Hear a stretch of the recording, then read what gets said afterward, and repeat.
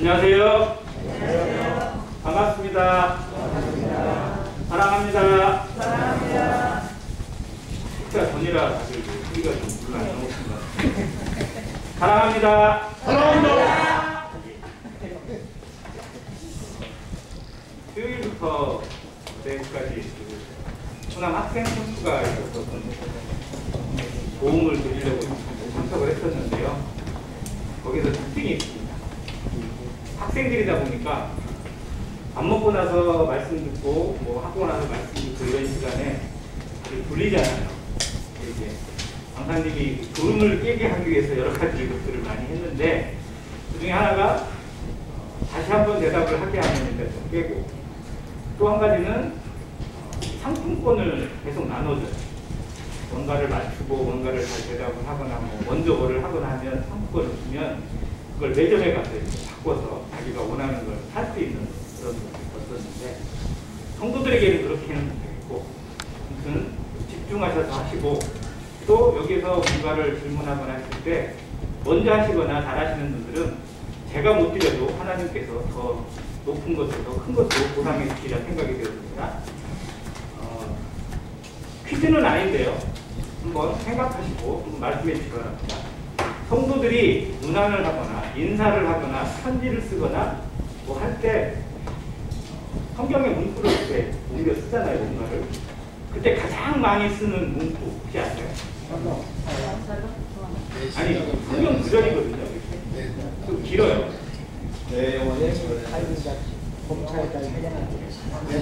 그것만 딱 쓰면 좀 이상하니까 전체로 한번 생각해 보면 이 글을 제일 많이 쓴 것 같아요. 사랑하는 자여 내 영혼이 잘된 같이 내가 범사에 잘되고 강건하기를 내가 간구하노라. 이 말씀이 어디에 있죠? 요한 3서에 있습니다. 찾아보겠습니다. 요한 3서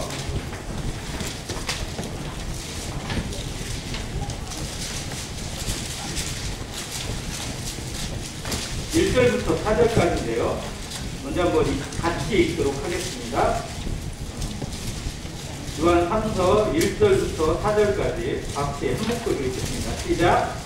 장로인 나는 사랑하는 자이요 곧 내가 참으로 사랑하는 자에게 편지하노라. 사랑하는 자여 내 영혼이 잘됨 같이 내가 범사에 잘되고 강건하기를 내가 간구하노라. 성도들이 와서 내게 있는 진리를 증언하되 내가 진리 안에서 행한다 하니 내가 심히 기뻐하노라. 내가 내 자녀들이 진리 안에서 행한다 함을 듣는 것보다 더 기쁜 일이 없도다. 아멘. 네. 무슨 일이 제일 기쁘다고요? 내 형제들이, 나의 사랑하는 형제들이 어디 안에서? 진리 안에서 행하고 있다는 소식을 듣는 것보다 더 큰 기쁨이 없다고 사도 요한이 고백하고 있습니다. 하나님도 그렇게 말씀하실 것입니다. 우리가 어디 안에서 행하고 있을 때 하나님의 말씀과 진리와 사랑 안에서 행하고 있을 때 하나님이 가장 기뻐하실 겁니다. 저도 형제들이 또 교회의 모든 성도들이 그런 가운데 행하고 있을 때 정말 마음의 흐뭇함과 기쁨이 넘칩니다. 요한이 사랑하는 가이오에게 보낸 이 서신의 내용을 통해서 2023년 시작을 이룬 성도들에게 하나님의 마음이 전달되고 또 사랑하는 아현교회 성도들에게 저의 마음 또한 전달되기를 원하는 마음이 있습니다. 그가 2절에 고백한 것처럼 사랑하는 자여 내 영혼이 잘된 것처럼 내가 범사에 잘되고 강건하기를 내가 간구한다고 하는 이 인사가, 이 축복의 말이 역시 하나님의 축복의 말씀이시고 또 저 역시도 모든 성도들에게 주고 싶은 축복의 말이기도 합니다. 우리 모두가 다 범사에 잘 되기를 원합니다. 그런데 여기서 잘 된다는 것이 정말 우리가 원하는 대로만 되는 걸까요? 내가 생각하는 일이 잘 풀리고 항상 건강하고 사업도 잘 되고 돈도 많이 벌고 출세하고 세상에서 알아주고 이게 정말 하나님이 요구하시는, 하나님 원하시는 잘 되는 걸까요? 그건 아닐 겁니다. 어려움 속에서도, 환난 속에서도 평강을 잃지 않는 것, 그 어떤 상황 가운데도 찬양과 감사를 잃지 않는 것, 그 어떠한 상황과 시험 가운데서도 하나님을 놓치지 않고 하나님에 대한 믿음을 더욱 강하게 굳건하게 지켜가는 것이 정말 잘 되는 것일 것입니다. 그리고 강건해지기를 원합니다. 이 인사를 통해서 사도 요한의 마음 또 하나님의 마음을 같이 배우기를 합니다. 여기에 이 편지를 받게 되는 사람, 수신자가 누구로 나와 있죠? 1절에 보니까 가이오라고 나와요. 가이오를 한번 살펴보면서 또 위로를 받기로 합니다. 사도 요한이 이 가이오를 얼마나 아끼고 사랑했는지 1절, 그리고 이 본문 내용이 전체가 15절이거든요. 신약 성경 중에 제일 짧은 성경이 요한 2서와 요한 3서입니다. 근데 가이오에 대한 사도 요한의 마음은 너무나 풍족하게 나와요. 여기에 1절에 보니까 사랑하는 가이오, 내가 참으로 사랑하는 자예요. 정말 얼마나 자녀에게도 좀 이렇게 쉽게 표현 못할 것 같은데, 정말 사도 요한이 가이오를 생각하면 눈에 넣어도 아프지 않을 만큼, 뭐를 줘도 아깝지 않을 만큼 사랑했던 그런 형제였던 것을 생각해 볼 수 있습니다. 가이오는 분명히 이 서신의 수신자로 봤을 때 한 교회를 지도하고 있고 이끌고 있는 사역자였을 거로 생각이 되어집니다. 다른 문헌에 보면 이 사람이 감독의 일을 맡았던 사람이라고 알려져 있는데요. 나중에 버가모의 첫 감독으로 세워졌던 인물이라고도 알려져 있습니다. 그만큼 지위도 있고 경륜도 있고 또 어느 정도의 연륜도 가지고 있던 사람이었는데, 이 요한이 이에 대해서 정말 이토록 간절한, 마치 자녀를 대하는 마음으로, 가장 사랑하는 손주를 대하는 마음으로 이렇게 표현을 해주고 있습니다. 하나님께서 믿음의 성도가 다른 성도를 대할 때 이러한 마음이기로 합니다. 뭘 못 줘서 안타까운 마음, 좀이라도 주고 싶은 마음, 혹시나 그에게 어떤 일이 있을까 정말 노심초사하는 마음으로 대하고 살피고 기도하고 다가갈 수 있는 안행교회 성도가 되시기를 간절히 바랍니다. 또 그러한 성도들을 통해서 우리가 위로를 얻고 힘을 얻고 하나님께 더욱 가까이 나아갈 수 있는 능력을 갖게 됩니다. 교회는 그런 곳입니다. 이것으로 뭉쳐짓고 서로 관심과 사랑으로 하나가 되어질 때 진짜 교회가 되는 것이지 너 따로 나 따로가 아니라는 사실을 성경이 보여주고 있습니다. 올해의 표처럼 정말 서로 돌아보고 하나됨을 힘써 지키는 안행교회가 되기를 간절히 바랍니다. 자, 신약 성경에 가이오라는 사람이 3번 나옵니다. 3명이 나와요. 자, 가이오라는 이름이 3명이나 나왔다는 건 가이오라는 이 사람이 많았다는 얘기일까요? 적었다는 얘기일까요? 많았다. 우리나라에도 이름 많은 이름이 있죠. 교회 성도들 중에 성도의 이름 가운데 제일 많은 이름이 혹시 어떤 이름인지 아세요? 네? 자매의 이름이 정말 많거든요. 예, 성은 무슨 성이 제일 많을까요? 예, 김씨가 제일 많죠. 김씨가 일단 제일 많으니까 김은혜 자매가 정말 많습니다. 예, 김재동은 김인혜 자매 많고 김은혜 자매, 제가 아는 은혜 자매만, 그것도 김은혜 자매만 4명 있어요. 저기 얼마 전에 결혼한 김재봉님의 딸도 김은혜 자매지만 또 그전에도 정말 몇 명씩 알았었거든요. 야, 이 이름이 많다는 건 이 이름이 얼마나 좋은지 안다는 거죠. 가이오라는 이름도 정말 유대인들이 즐겨 사용하는 이름이었어요. 유대인들에게 되게 많은 이름이 야고보라는 이름도 많고 요셉이라는 이름도 많았거든요. 근데 가이오라는 이름도 참 많이 썼다고 합니다. 왜냐하면 가이오라는 이름의 뜻이 기쁨, 환희, 즐거움 이런 뜻이에요. 그러니까 하나님을 경외하고 하나님을 사랑하는 유대인들로서 제일 쓰기에 적합한 이름 중에 하나였습니다. 자, 그런데 신약 성경에 등장하는 가이오 3명은 공통점이 있어요. 다 성경에 그 이름이 기록될 만큼 하나님을 믿고 구원받은 성도였다는 사실입니다. 또 그들이 누구에게 복음을 들었느냐? 사도 바울을 통해서 복음을 듣고 구원받은 사람입니다. 또 거기에서 멈추지 않고 사도 바울과 함께 일하고 그를 돕는 동역자의 삶을 살았던 공통점도 역시 가지고 있습니다.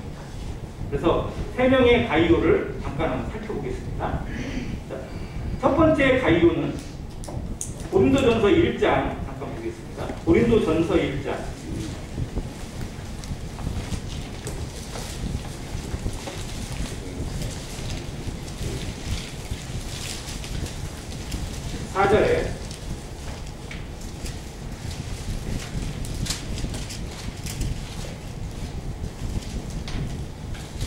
나는 그리스도와 가이오 외에는 너희 중 아무에게도 내가 세례를 베풀지 아니하는 것을 감사하노니. 사도 바울이 고린도에 있는 성도들 가운데 세례를 직접 준 사람이 여기 이름이 기록되어 있어요. 누구? 그리스도와 가이오. 이 두 사람은 특별히 사도 바울이 세례를 베풀었어요. 자, 이 서신을 기록한 이유는 첫 번째가 그리스도가 어떻게 나누었느냐, 어떻게 너희는 누구에게, 나는 바울에게, 나는 베드로에게, 나는 아볼로에게, 나는 그리스도에게 속했다고 교회를 쪼개보고 나누는 것에 대해 책망하면서 주시는 일인데, 가이오는 사도 바울이 특별히 같은 사람이라는 사실을 알 수 있습니다. 그러면 이 가이오는 어느 지역 사람이었어요? 지금 이 서신을 어디에 보내냐면 고린도 교회에 보내거든요. 그는 고린도 지역의 성도입니다. 그래서 이 사람을 뭐라고 하냐면 고린도의 가이오라고 합니다. 세 명의 가이오가 이름은 같은데 출생 지역이 달라요. 그래서 출생 지역으로 구분을 합니다. 예를 들면 제 이름이 만약에 다른 데 많이 있잖아요. 그러면 전주의 장현수, 광주의 장현수, 서울의 장현수 이렇게 나누는 것처럼 지역으로 구분을 해서 부릅니다. 여기 첫 번에 나오는 이름은 고린도의 가이오입니다. 이 사람은 고린도라는 지역이 사도 바울이 제2차 선교 여행을 할 때 주 거점으로 활동했던 곳입니다. 먼저는 마게도냐 지역이 첫 번째 거점이었고, 거기서 이동을 해가지고 고린도에 오랫동안 머물면서 가르쳤고 고린도에 큰 부흥을 일으켰어요. 그런데 고린도는 당시에 가장 알아주는 타락한 도시였어요. 모든 문화가 다 고린도에 집중되어 있었거든요. 왜냐하면 지중해 해양의 중심이었어요. 거기가 항구 도시이면서 모든 문화가 다 모이는 곳이었고요. 우상숭배도 극심한 곳이 고린도입니다. 오죽하면 당시의 사람들의 사회상을 뭐라고 했냐면 고린도 사람 같다라고 표현을 했어요. 그만큼 우상숭배와 모든 것이 타락했던 도시. 그러니까 이 도시가 작은 도시겠어요? 큰 도시겠어요? 큰 도시입니다. 아가야 지방에서 제일 큰 도시였고요. 로마의 여러 관할 중에서 제일 중요한 도시 중에 하나였어요. 그것이 고린도입니다. 그곳에서 특별히 아끼고 사랑했던 사람이 이 가이오입니다. 그가 어떠한 삶을 살았는지 성경이 보여주는 흔적이 많지 않아요. 그런데 놀라운 게 로마서에 고린도전서 앞에 뒤로 가면 로마서잖아요. 로마서 16장에 이 사람이 나옵니다. 로마서 16장 23절.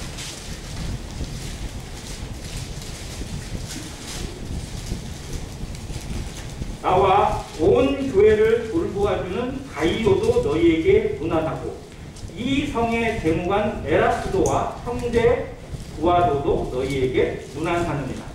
로마서 16장은 우리가 너무나 잘 아는 것처럼 수많은 사도 바울의 동역자들의 이름이 기록되어 있습니다. 34명 정도가 기록되어 나와요. 그래서 천국에서 놀라운 상급을 받게 되는 사람들의 출석부라고 하기도 합니다. 그만큼 사도 바울의 힘이 되고 위로가 되고 동역이 되었던 하나님의 사람들을 기록해주고 있는데, 여기 뒤에 나오는 이 가이오, 에라스도, 부아도 이 사람들은 다 고린도 지역의 성도들이에요. 즉 여기에 있는 가이오는 고린도의 가이오입니다. 자, 왜냐하면 이 로마서가 사도 바울이 어디서 기록했느냐? 고린도에서 기록했어요. 고린도에서 로마로 이제 갈 계획을 가지고 보내면서 누구 편에 들려서 보냈느냐면 16장 1절에 나오는 누구죠? 그 여자? 베베잖아요. 덴그리아 교회 일꾼으로 있는 베베에게 이 서신을 들려서 로마로 보내면서 기록을 했어요. 덴그리아가 고린도 바로 옆에 있는 성이거든요. 그래서 고린도에서 보내면서 이 성에 같이 있는 자들의 동역자 가이오를 소개해주고 있어요. 이 사람도 너희들에게 갈 일이 있을 것이다. 가서 문 안에서 서로 사랑과 교제를 나누라. 근데 가이오를 뭐라고 소개해주느냐? 나와 온 교회를 돌보아주는 사람. 혹시 여기에 예전 성경 개역 한글에는 뭐라고 기록된지 아세요? 뭐라고 기록된지 아세요? 혹시 이거 맞추신 분은 하나님께 더 큰 상을 받으십니다. 십주인이라고 기록됐어요. 십주인 가이오. 참고적으로 이완생 선생님이 자신의 은사가 십주인 가이오라고 이렇게 얘기할 정도로 그러시는데, 십주인이 무슨 뜻일까요? 십자가 무슨 십자겠어요? 먹을 십자예요. 먹을 십자. 먹는 것의 주인이에요. 그러니까 성도들을 무조건 먹여서 대접하는 사람의 대명사가 가이오입니다. 그의 집이 성도들이 항상 드나들 수 있도록 개방되어져 있고 모든 찾아오는 성도들에게 음식을 접대하는 일에 가장 앞선 사람입니다. 자, 예수님도 가시는 길에 음식을 준비해서 들고 다니셨을까요? 아니죠. 누군가가 예수님을 모셔서 접대를 했어요. 그래서 자매들이 특히 이 일을 많이 했거든요. 요한나 자매나 수산나 자매가 그런 일에 앞장섰던 사람이고요. 저 베다니의 마리아, 마르다 이 자매들도 역시 예수님을 자기 집으로 모셔서 제자들과 함께 음식을 공개하고 먹이는 일에 앞장섰던 자매들입니다. 하나님을 섬기는 일에 이 음식 접대나 섬김이 얼마나 중요한지 성경이 너무 잘 보여주고 있고요. 그 일에 앞장섰던 사람이 바로 이 고린도의 가이오입니다. 십주인. 정말 놀라운 대명사예요. 성경에 딱 한 번밖에 안 나와 있어요. 십주인이라는 단어가. 그게 가이오를 위해서 기록되어 있어요. 우리가 하나님을 섬긴다고 성도들을 섬기고 접대한다고는 하지만 이게 좀 쉽지 않거든요. 그런데 2023년에 모든 성도들이 다른 성도를 접대하는 일에 돕고 그에게 음식이라도 뭐라도 이렇게 공급하는 일에 앞장서는 이 가이오 같은 성도가 되시기를 간절히 바랍니다. 자, 두 번째 가이오는 사도행전 19장에 나오는데요. 찾아볼까요? 사도행전 19장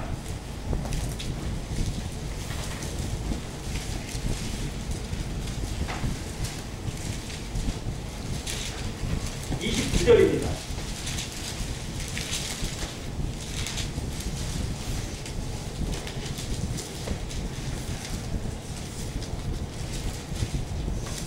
사도행전 19장 29절 온 시내가 요란하여 바울과 같이 다니는 마게도냐 사람 가이오와 아리스다고를 붙들어 일제히 연극장으로 달려 들어가는지라.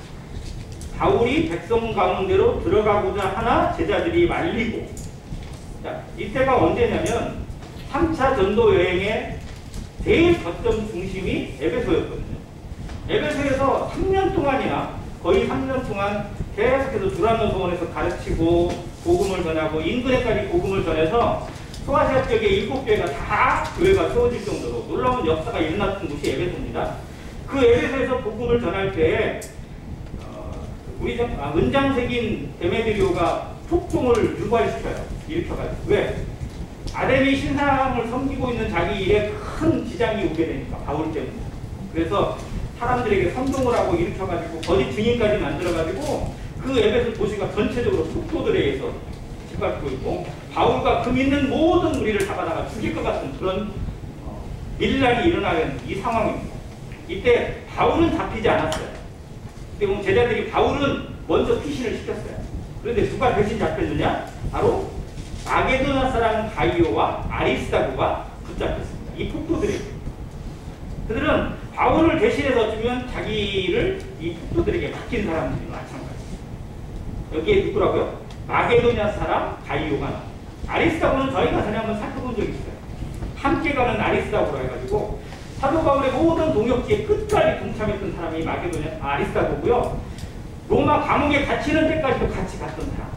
그래서 죽기 직전까지 같이 있다가 먼저 죽은 사람으로 알려진 사람이 아리스다고입니다. 그런데 아리스다고 같이 붙들린 사람이 마게도냐 사람 가이오입니다. 마게도냐는 아까 얘기했지만 2차 전도여행 때 사도 바울이 2차 전도여행을 원래는 터키 지역, 소아시아 지역에서 하려고 그랬어요. 그런데 성령이 막으시는 거예요. 계속해서 가려고 하는데 막고 또 막고 가는 길마다 막으셨어요. 그래서 기도할 때 무슨 꿈의 환상을 봤냐면 마게도냐 사람이 꿈에 나타나가지고 건너와서 우리를 도우라 라는 이야기를 듣고 하나님이 스스로 여기고 그 바다를 건넙니다. 그게 이제 터키와 그리스 사이에 있는 그 바다, 에게라고 합니다. 아무튼 그 바다를 건너서 간 첫 성읍, 그곳이 마게도냐의 처음 성읍 빌립보였습니다. 마게도냐는 큰 성의 이름이고 빌립보는 그 중에 도읍에 있는 도시의 이름이에요. 빌립보에서 복음을 전해서 빌립보 교회가 나오게 되잖아요. 자, 그 마게도냐 사람입니다. 즉 2차 전도여행 때 사도 바울을 통해서 구원받고 거듭난 성도 가이오입니다. 그 가이오가 그곳에서 쭉 영적으로 자라다가 3차 전도회 때 바울과 함께 동역해서 함께 동행하면서 에베소에서 이 고난을 받고 자기가 대신 사도 대신에 지금 고난과 죽음의 위력을 견디는 동역자가 되어 있습니다. 그도 정말 아름다운 이름을 남겨두고 있습니다. 성경에 마게도나 사람 가이오가 여기밖에 안 나와요. 그런데도 그가 하나님 앞에 어떠한 삶을 살았는지 이 한 구절을 통해서도 능히 짐작할 수 있도록 하나님이 보여주십니다. 바울에게 얼마나 위로가 되겠습니까? 그가 나 대신 잡혔다는 소식을 들었을 때 바울의 마음이 얼마나 안타까웠겠어요. 그런데 그들은 바울은 일이 있으니까 내가 지금 여기서 무슨 일을 당하더라도 하나님의 복음은 멈춰서는 안 되니까 내가 담당하겠다고 하는 그런 각오로 그들을 상대하고 그들에게 붙잡혀서 고난을 당했던 그런 모습을 보여주고 있습니다. 다 도망가기 바쁘잖아요. 심지어 예수님과 함께 내가 주와 함께 죽을지언정 주를 도망가지 않고 부인하지 않겠다고 했던 베드로가 어떻게 했어요? 나중에 체포되고 나니까 도망갔잖아요. 도망갔다가 끌려와가지고 어떻게 되는가 흩어지면서 구경하다가 몇 번? 3번이나 오른다고 부인했어요. 주와 함께 고난을 받고 주와 함께 동행하고 주와 함께 핍박을 받는 거 말로는 쉽지만 쉽지 않습니다. 성도들도 위험이 닥치면 먼저 나를 살피게 되어 있어요. 비참한 이야기지만 부부가 차를 타고 갑니다. 운전을 하고 가요. 갑작스럽게 저 앞에서 차가 중앙선 넘어서 오게 됐어요. 사고가 났습니다. 운전자가 먼저 죽을 확률이 높을까요? 조수석에 앉아있는 아내가 죽을 확률이 높을까요? 이게 좀 비참한 얘기네요. 근데 누가 많이 죽어요? 조수석에 있는 아내가? 아니, 왜 그럴까요? 운전자가 자기도 모르게 어디로 꺾어요? 자기 쪽으로 돌려버려요. 자기한테 오면 돼요. 근데 그 앞에는 누가 있어요?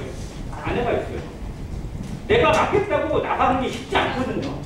가장 사랑하는 아내를 두고도 운전석에 운전대를 자기 쪽으로 돌려가지고 자기는 피할 수 있는 길을 택하는 게 사람이란 말이에요. 이게 본능이에요, 본능. 그런데 주를 위해서, 성도들을 위해서, 다른 사람을 위해서 나를 희생하는 거 말로는 쉬워요. 그러나 정말 어렵습니다. 쉽지 않아요. 이 결단은 아름다운 것입니다. 주님이 우리를 위해서 죽으시기까지 얼마나 간절히 기도하셨고 얼마나 모든 것을 포기하셨고 내려놓으셨는지 끊임없는 싸움 가운데서 이루어지는 사실을 알아야 됩니다. 주님은 쉬운 것처럼 착각해서는 안 됩니다. 마찬가지로 우리가 주님을 배울 때 다른 성도를 위해서 나를 희생하고 나를 내려놓고 그리고 포기할 수 있는 이 믿음과 사랑을 배울 수 있습니다. 마게도냐의 가이오가 그런 모습을 우리들에게 보여주고 있고 아름다운 본으로 남겨져 있습니다. 자, 세 번째는 사도행전 20장입니다. 20장 4절.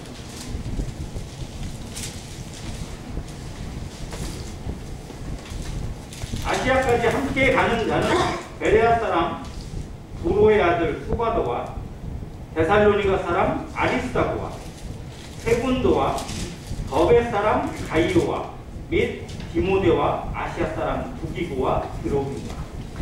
여기 사도 바울이 이제 모든 에베소에서의 활동을 마치고 이제 아시아로 갑니다. 그리고 예루살렘을 거쳐서 나중에 로마까지 가는 여정이 나오게 돼요. 이 여정에 함께 가는 동역자들의 이름을 쭉 기록해 줬어요. 왜냐하면 이게 사도 바울이 죽음을 앞두고 가는 길이었기 때문에 그렇습니다. 이제 나는 죽을 수도 있다. 그래서 다른 사람들이 가는 길마다 막았어요. 가면 체포되고 가면 당하고 가면 죽을 수도 있다. 가지 마라. 그런데 성령이 그들을 보내신 것을 알고 있었기 때문에 갔습니다. 그 사도 바울과 함께 동역했던 사람들의 동역자들을 성경이 기록한 이유가 있다는 거예요. 여기에 우리에게 익숙한 이름이 있습니다. 디모데가 있어요. 또 아리스다고도 있습니다. 자, 그런데 여기에 또 누가 있어요? 더베 사람 가이오가 있어요. 또 다른 가이오가 나와요. 자, 더베 사람은 더베라는 지역에서 태어나고 자란 가이오겠죠.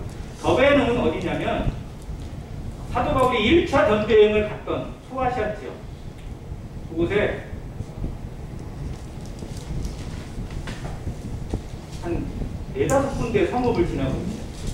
근데 루스드라라는 성이 있고 루스드라 성 바로 옆에가 더베라는 성이 있습니다. 이 루스드라가 왜 유명하냐면 이곳 출신이 사도 바울의 유명한 동역자가 있거든요. 누굴까요? 루스드라에서 난 제자 디모데입니다. 디모데가 루스드라 출신이에요. 그곳에서 어떻게 보면 잘하고 거기서 양육을 잘 받은 동역자가 디모데인데, 이 디모데가 루스드라 출신의 동역자였다면 그 옆에 있는 더베는 또 다른 동역자가 있어요. 바로 가이오가 있어요. 자, 이곳 루스드라에서 무슨 일이 겪었냐면요, 바울이 복음을 전하고 이렇게 했을 때 유대인의 무리들이 바울을 너무 미워해가지고 쫓아와요. 딴 데서 저 멀리 성에서 또 쫓아와가지고 바울을 회방하다가 사람들을 선동해가지고 폭력배를 동원해가지고 바울을 잡아다가 돌로 쳐서 죽여버렸어요. 바울이 1차 복음 전도 여행 때 돌에 맞아 죽거든요. 그게 루스드라예요. 죽은 줄 알았어요. 그래서 성도들이 바울을 장사 지내려고 이렇게 싹 하고 있는데 보니까 그때 어떻게 됐어요? 기적적으로 살아났어요. 바울은 정말 죽을 고비도 많이 넘겼지만 진짜 그 성경에 보면요, 죽었다가 다시 하나님이 살리신 거랑 마찬가지예요. 왜냐하면 폭도들도 죽었다고 생각했고 거기 있는 성도들도 죽었다고 생각했으니까. 그런데 하나님이 그를 다시 기회를 주셔서 살리신 곳이 루스드라입니다. 자, 루스드라에 다시 살아났어요. 그럼 어떻게 해야 돼요? 이제 겨우 살아났으니까 집으로 가야죠. 그냥 몸을 좀 추려야 될 거 아니에요. 돌에 그렇게 맞았는데. 그런데 바울이 어떻게 했냐, 이튿날 더베로 가서 복음을 전합니다. 그래서 유대인들이 겁을 먹고 도망갈 정도가 됐어요. 그곳이 더베입니다. 자, 더베의 이 가이오는 바로 그 바울을 만나서 복음을 듣고 구원받은 성도로 여겨집니다. 자, 더베 사람들이나 루스드라 사람들이나 바울이 돌에 맞아 죽은 사실을 모르겠어요. 소문이 났겠죠. 그런데 돌에 맞아 죽은 줄 알았던 사람이 다시 그 이튿날 찾아와가지고 복음을 전하는 모습을 보고 사람들이 머리카락에 줍을 쓰고 놀랐습니다. 그런데 이때 구원받은 가이오는 그 바울에게 얼마나 큰 감동을 받았을까요? 이게 하나님을 믿는 거구나. 하나님을 믿는 사람의 참 모습이 이거구나. 성령으로 사는 능력이 이런 거구나 라고 경험하고 배웠을 것입니다. 그것이 가이오의 마음, 더베에 있는 이 가이오의 마음에 깊게 자리 잡아서 이제 자기도 바울처럼, 그렇처럼 똑같이 살지 못했지만 그 바울을 따라서 복음에 동참하고 복음에 동역하는 동역자가 되기를 기도했을 거라고 생각됩니다. 그리고 이 3차 전도여행 때 동역자가 되어서 함께 동행하는 모습을 하게 됩니다. 요한 3서 나오는 이 가이오가 바로 이 더베의 가이오입니다. 3명의 가이오 중에서 제일 먼저 구원받은 사람, 더베는 1차 전도여행 때. 그래서 복음을 듣고 사도 바울의 아름다운 동역자가 되어 살던 가이오가 바울이 순교되어지고 나서 자신이 믿고 따르던 바울이 없으니까 이게 끝이에요? 그게 아니잖아요. 그는 바울을 믿고 따랐지만 바울이 전부가 아니에요. 하나님을 믿고 하나님을 섬긴 거니까. 그래서 이제 누구와 함께 아름다운 관계를 이어가느냐? 바로 사도 요한과의 아름다운 동역 관계를 이뤄가게 되고 요한으로부터 이 아름다운 서신을 받는 그런 가이오가 되어 있습니다. 신앙은 누구에게 멈추지 않습니다. 사람 때문에 멈출 수가 없습니다. 사람을 통해서 유익을 얻고 배우고 교훈받고 많은 영향력을 받지만 그게 전부는 아닙니다. 하나님을 섬기는 것이고 하나님을 위해 살아가는 것입니다. 누구와 동행하든 누구와 동역하든 가장 아름다운 삶을 살아가는 것이 성경의 사람입니다. 가이오가 이걸 보여주고 있습니다. 이 가이오가 보여주는 모습이 너무 아름답고 또 그의 섬김이 얼마나 아름다웠으면 노년의 사도 요한이 정말 위로가 되는 거예요. 이 사도 요한 1, 2, 3서를 기록할 때 사도 요한은 밤모섬에 갇혀 있었던 신세라고 알려져 있습니다. 사실이냐 그때가 맞는지는. 그런데 계시록을 기록한 시점이나 요한 3서를 기록한 시점 차이가 안 나요. 거의 비슷합니다. 아무튼 그의 마음 가운데 성도를 돌아보고 마지막 유언처럼 보여주는 가운데 가이오가 그의 마음에 가장 흡족함을 주는 그런 모습으로 보여주고 있습니다. 그리고 그가 교회 안에서 성도들을 어떻게 섬기고 있는지 진리 안에서 어떻게 행하고 있는 소식을 들을 때 요한의 마음에 기쁨이 있습니다. 가장 힘들 때 교회가 계속 핍박을 받고 있을 때 그것에 굴복하지 않고 성도들을 가장 아름다운 본으로 섬기고 있던 그 모습. 이 시대가 정말 혼란의 시대입니다. 다 나름대로 핑계가 있을 수 있는 시대. 그러나 핑계되지 않고 자신에게 준 하나님의 말씀을 따라서 아름다운 본으로 섬기고 있을 때 하나님이 기뻐하시고 흡족하시고 또 우리를 도왔던 믿음의 선배들이 가장 흡족한 눈으로 넉넉한 미소로 우리를 바라보고 있을 것입니다. 함께 동역하고 함께 섬겨가는 안행교의 모습이 되기를 간절히 바랍니다. 여기에 요한 3서에서 꼭 기억해야 되는 부분이 나오는데요. 뒷부분에 2명이 나옵니다. 이건 가이오가 섬기는 교회에 있었던 성도들이기도 하고요. 또 교회의 역사를 살펴볼 때 교회에 나타날 수 있는 2가지의 인격의 모습이라고도 할 수 있습니다. 2사람의 이름이 하나는 디오드레베고 하나는 데메드리오입니다. 디오드레베는 어떤 사람이라고 성경이 기록하고 있죠? 으뜸되기를 좋아하는 사람. 으뜸이에요? 아니면 으뜸이 되고자 하는 사람이에요? 으뜸이 되기를 좋아하는 사람. 으뜸이 되기를 좋아한다는 것은 사람들에게 어떠기를 바라는 거예요. 대접받고 인정받고 자기가 군림하고 싶어하는 사람. 교회에 이런 사람이 있다 없다? 자, 그러면 우리 안에 이런 본성이 있다 없다? 자, 그래서 이 사람일 수도 있고요. 인격일 수도 있고요. 이것과 싸워야 된다는 거예요. 교회는 이런 모습과 싸워야 된다는 거예요. 자, 디오드레베에 대해서 조금 살펴볼게요. 디오드레베는 이름이 디오스 플러스 스레포로 알려져 있습니다. 디오스라는 단어는 그리스 신화에 나오는 가장 최고의 신, 누구죠? 그리스 로마 신화의 신 중에 최고의 신 누구라고 알려져 있어요? 제우스. 제우스가 디오스예요. 그리고 트레포라는 뜻은 양육받는 이라는 뜻이에요. 그러면 누구의 양육을 받는? 제우스의 양육을 받는 이라는 뜻이에요. 즉, 이 사람은 믿기 전에 이름이 뭐냐면 헬라식 이름이고요. 헬라에서 사람들이 제일 좋아하는 신, 제우스의 보호를 받고 양육을 받는 사람, 이런 뜻이에요. 자, 당시에 헬라 사람들은 이런 이름들이 많았습니다. 제우스와 연관되고 우상들과 이름이 연관되는 이름들이 되게 많았어요. 왜? 우상이 자기를 지켜주고 우상이 보호해준다고 여겼기 때문에 자기 이름에다가 그런 걸 많이 넣었었어요. 근데 놀라운 건 뭐냐면 구원받은 성도가 구원을 받고 나면 이 이름을 버릴까요? 계속 쓸까요? 계속 쓸까요? 부모에게 받았으니까? 아니에요. 대부분의 성도들이 우상이 들어간 이름을 버렸다고 합니다. 이름을 바꿨어요. 그 이름으로 살기를 원치 않았습니다. 왜냐하면 부끄러운 이름이니까. 그런데 디오드레베는 분명히 요한 3서를 보면 구원받은 성도가 분명한 것 같아요. 그런데 그 이름을 버리지 않았어요. 그것만 보더라도 그는 자기 이름에 대한 어떤 자부심이나 그것, 자기를 지키고자 하는 자존감이 대단히 높았던 사람이라고 생각할 수 있습니다. 그것으로 살고 자만감에 취해서 살아가고 그러다 보니까 교회 안에서 어느 정도 영향력을 행사할 수 있고 자기의 좀 말을 들어먹는 사람이라고 해야 되나요? 이렇게 표현하면 좀 이상하긴 하나. 아무튼 그러한 힘을 좀 가지고 있는 사람으로 얘기해줍니다. 자, 그러면 한번 여기는 어떻게 유추해 볼게요. 이 사람은 나이가 조금 젊을까요? 어느 정도 지긋할까요? 젊은 사람이 이렇게 하기는 쉽지 않겠죠. 어느 정도 연륜이 되어 있을 거라고 생각이 되었습니다. 거기서 조금 좀 오랫동안 있었던 사람일 수도 있고. 자, 그러면 집이나 재물이나 이런 거는 좀 많았을까요? 적었을까요? 많았을 것 같아요. 이건 저의 유추입니다. 그런데 그랬을 것 같아요. 왜냐하면 그것으로 해서 사람들에게 영향력을 미칠 만한 그런 힘이 있으니까. 자, 그런데 그가 어떤 일을 했느냐? 무서운 일이에요. 요한 3서 9절에 그러나 내가 두어자를 교회에 썼으나 그들 중에 으뜸되기를 좋아하는 디오드레베가 우리를 맞아들이지 아니하니 사도 요한과 그 일행 공역자들 순례 선교사들이에요. 이런 사람들을 맞아들이지 않았습니다. 그러므로 내가 가면 그 행한 일을 잊지 아니하리라.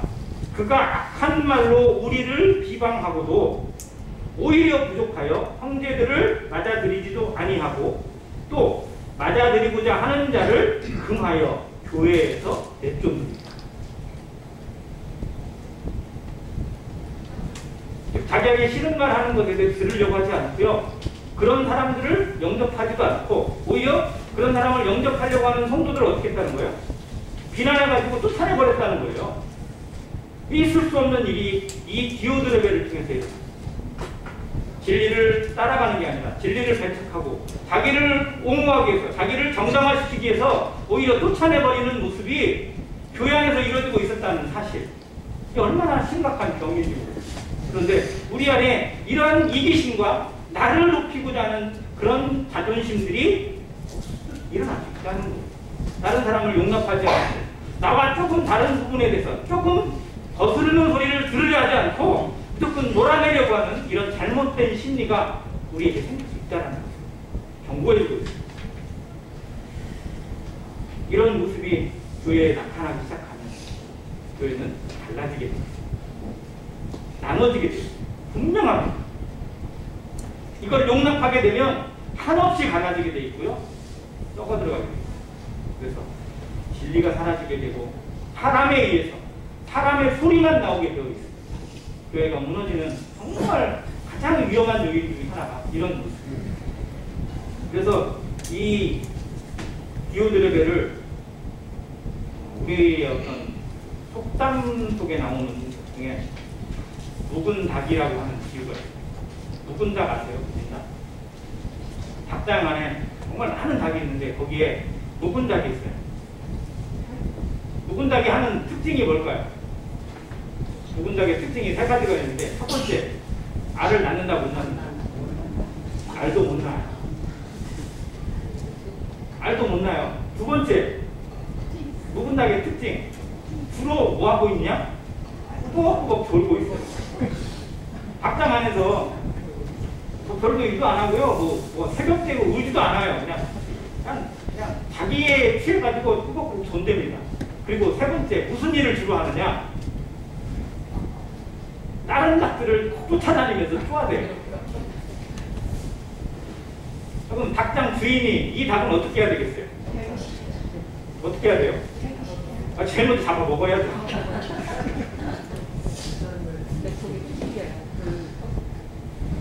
우스갯소리가 있으면요, 정말로 공동체에 큰 위협이 될 수 있는 그런 쓴뿌리가 우리에게 있을 수 있다는 거예요. 나에게서도 나올 수 있다는 거예요. 교회가 분열되어지고 무너지게 되는 모든 일들에 이런 사람들로 인해서 어려움을 겪고 또 사단이 이런 사람들을 통해서 교회를 갈라서 자기를 높이고자 하고 으뜸되기를 좋아하고 나만 인정받기를 원하는 이런 잘못된 것들이 나에게서 우리 육신 속에서 얼마든지 튀어나올 수 있고 그 안에서 나올 수 있다는 걸 늘 경계합니다. 반면에 또 다른 인물로 누구를 보여줍니까? 12절에 데메드리오를 보여줍니다. 데메드리오의 이름의 뜻은 백성의 어머니라는 뜻이라고 합니다. 자, 데메드리오는 룻사람에게도 진리에게서도 증거를 받았음에 우리도 증언하노니 그는 우리의 증언이 참된 줄을 아느니라. 그래서 어떤 해석을 하냐면 아마 디오드레베에서 오해를 받고 공격을 받고 비난받던 사람이 아마 데메드리오일 것이다라고 이야기를 합니다. 즉 사도 요한이나 이런 순례자들을 영접하고 접대하려고 하는 일에 앞장섰는데 디오드레베에 의해서 공격받고 오해받고 제대로 일할 수 없는 그러한 위치에 처해진 사람이라고 봅니다. 그는 오해를 받고 핍박을 받고 공격을 받는 와중에도 그것 굽히지 않았습니다. 교회는, 성도는 수많은 오해를 받을 수 있습니다. 왜냐하면 사람들이 있기 때문에. 나를 제대로 모르는 사람들에 의해서 이상한 소리를 들을 수도 있어요. 그래서 그것이 마음의 상처가 될 수 있고 정말 괴로움이 될 수 있습니다. 그러나 주님은 우리보다 훨씬 더한 소리를 들으셨어요. 주님이 십자가에서 들었던 사람들의 비난 소리는 인간이 상상할 수 없는 수준입니다. 사람들이 뭐라고 했어요? 예수님한테? 십자가에 벌거벗겨서 부끄러움을 드러냈지에 서 있는 예수님한테 사람들이 뭐라고 했어요?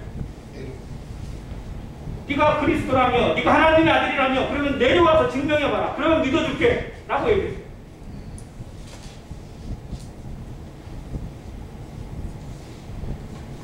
피조물이 하나님에게 던질 수 없는, 절대 있을 수 없는 일이 마치 용감한 것처럼, 마치 대단한 것처럼 자행되고 있던 것이 십자가입니다. 옆에 있는 강도들까지도 덩달아서 네가 그리스도라고, 그러면 너도 구원하고 우리도 구원해달라. 그러면 믿어줄게. 그게 믿음이에요. 세상에 그럼 하나님 어떻게 보여줘봐. 그럼 내가 믿을게. 이게 말이에요? 얼마나 무서운지를 모르고. 인생의 기본은, 인생의 근본지혜는 하나님을 경외하는 데 있습니다. 여호와를 경외하는 것이 지혜, 지식의 근본입니다. 성도는 이것을 깨닫고 이것으로 살아가는 자들입니다. 그런데 우리 안에서 나도 모르는 사이에 육정과 자기 생각과 고집이 튀어나올 수 있습니다. 지금 내가 하고 있는 생각과 고집과 말들이 정말 하나님의 말씀이 합한 것인지 고민해야 합니다. 쉽게 던지는 말이 오히려 하나님을 대적하고 교회를 어려운 가운데 둘 수 있다는 생각이 우리 가운데 있습니다. 성도의 말에는 책임이 있다는 겁니다. 사람들의 말에 정말 무서운 거잖아요. 함부로 저주 말라고 하잖아요. 성도의 말은 더더욱 그렇습니다.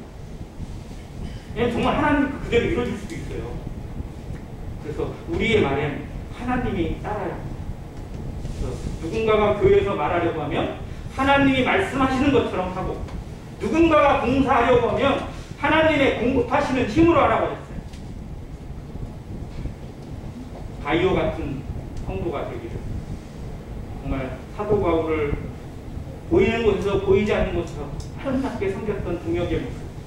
그러면 바울의 입장에서 한번 볼게요. 바울은 죽을 뻔한 고비를 넘겼습니다. 수많은 위기를 넘겼어요. 그런데 그 모든 위기 속에서 누구를 만났느냐? 동역자를 만났어요.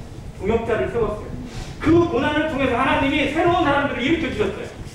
디모데를 일으켜 주셨고, 바이오를 세워주셨고, 아리스타고를 세워주셨습니다. 그래서 어려움이 더해질 때마다 한 명씩 한 명씩 동역자가 늘어나는 거예요. 그것이 그에게 위로가 됐고 기쁨이 되고 찬양이 되었습니다. 헛되이 돌아오지 않게 하시는 하나님. 모든 것이 지금은 손해보는 것 같고, 지금은 없어지는 것 같고, 지금은 나만 피해보는 것 같지만 하나님은 그렇게 일하지 않습니다. 그걸 통해서 오히려 놀라운 열매를 거두게 하시고 향기가 나타나게 하시고 내가 생각하지 못했던 방법으로 누군가를 일으키시고 합니다. 그래서 우리는 하나님을 믿고 참고 기다릴 수 있습니다. 하나님을 믿는다는 것, 그분이 가장 선한 것으로, 가장 좋은 것으로 내 인생을 이끌어 가시고 갚아주신다는 것을 믿는 것입니다. 사람은 내게 어떻게 할지라도 하나님은 가장 좋은 것으로 우리 인생에, 안행교회에 베풀어 주시고 이끌어 가시고 큰 열매로, 향기로 드러나게 하실 것입니다. 내가 믿는 것이 사람이 아닙니다. 내가 믿는 것이 장로가 아닙니다. 하나님이십니다. 하나님의 말씀만 믿고 하나님이 주시는 음성만, 그 뜻을 분별하며 나아가는 안행교회 모든 성도 되시기를 간절히 바랍니다. 감사합니다.